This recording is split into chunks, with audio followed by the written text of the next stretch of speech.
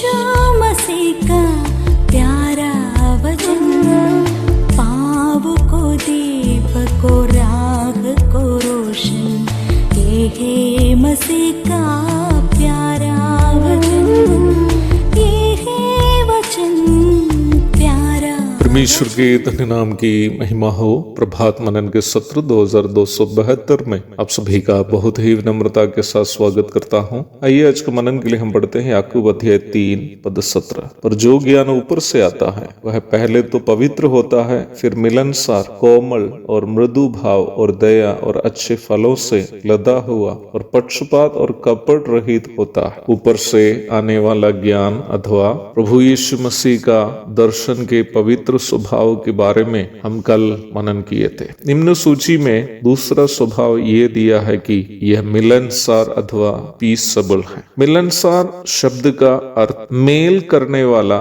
या मेल कराने वाला है। प्रभु यीशु मसीह ने अपने पहाड़ी उपदेश के दरमियान इस प्रकार कहा, धन्य है वे जो मेल कराने वाले हैं, क्योंकि वे परमेश्वर के पुत्र कहलाएंगे। मत्ती 5:9। यीशु मसीह के इस प्रस्ताव का एक और अर्थ है, वह यह है कि मेल कराना परमेश्वर के पुत्र का स्वभाव है। प्रभु यीशु मसीह सनातन परमेश्वर का सनातन पुत्र है। यदि ऐसी बात है तो परमेश्वर के इस सनातन पुत्र में अनादिकाल से अनंत काल तक इस मेल मिलाप का स्वभाव भी होना तो चाहिए। पाप करके परमेश्वर से दूर हुए मानव जाति को परमेश्वर से मेल मिलाप कराने के लिए स्वर्गधाम को छोड़कर धरती पर प्रभु उतर आने का भी कारण उनका ये मेल मिलाप कराने का स्वभाव ही है।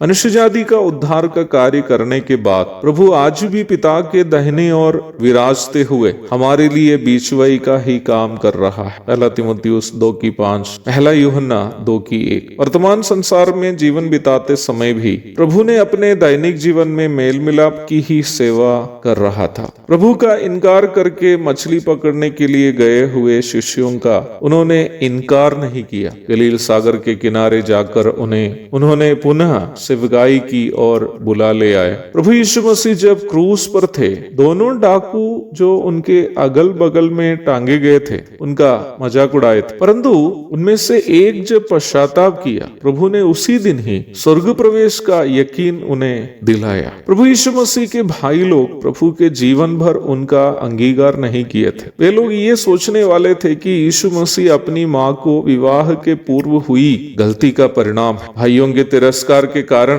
प्रभु अपने ज्यादातर समय घर से बाहर जैतून के पहाड़ पर नहीं तो अन्य लोगों के घरों में बिताया, परंतु मृत्युपरांत जी उठकर प्रभु ने अपने भाइयों को भी दर्शन दिया ताकि वे लोग भी प्रभु पर विश्वास करके उद्धार पा सके। प्रभु ने इस प्रकार उन लोगों को भी नाश होने नहीं दिया। यीशु मसीह का जीवन मेल मिलाप का जीवन था। प्रभु यीशु मसीह के मनुष्यावतार का परम उद्देश्य के बारे में प्रेरित पौलुस एफेसियों की पत्री में इस प्रकार कहता है कि समयों के पूरे होने का ऐसा प्रबंध हो कि जो कुछ स्वर्ग में है और जो कुछ पृथ्वी पर है, सब कुछ वह मसीह में एकत्रित करे। परमपिता परमेश्वर प्रभु यीशु मसीह को इसलिए संसार में भेजा, पाप के कारण एक दूसरे से अलग हुए स्वर्ग और धरती अथवा स्वर्ग की सारी वस्तुएं और धरती की सारी वस्तुएं यीशु मसीह में एकत्रित हो जाए। एक विशाल विषय है जिसकी चर्चा मैं अभी करना नहीं चाहता, परंतु एक बात केवल मैं यहाँ से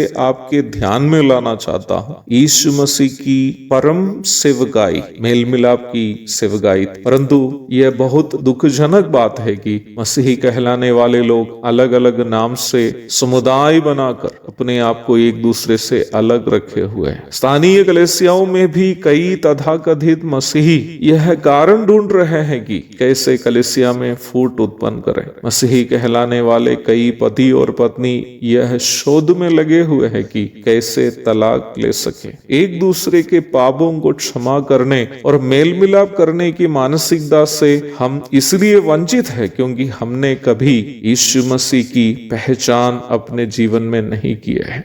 क्योंकि यीशु मसीह की पहचान जिसने वचन से पाया है वह कभी किसी से नफरत नहीं कर सकता, वो चाहे अपने दुश्मन भी क्यों ना हो। एक और शुभ दिन की धन्य कामनाओं के साथ आज का मनन में समाप्त करता हूँ। प्रभु आप सबको आशीष दे। आमीन।